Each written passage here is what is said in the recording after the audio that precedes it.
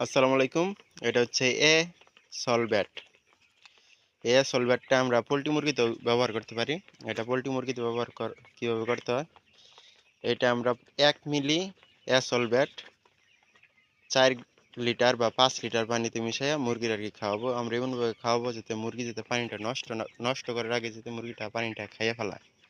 তো সেই ক্ষেত্রে দেখা গেছে আমরা এরকম বড় পাত্রে যদি ইউজ করি, তাহলে দেখা গেছে ২৫০ গ্রামের মতন পানিতে এটা ইউজ করব।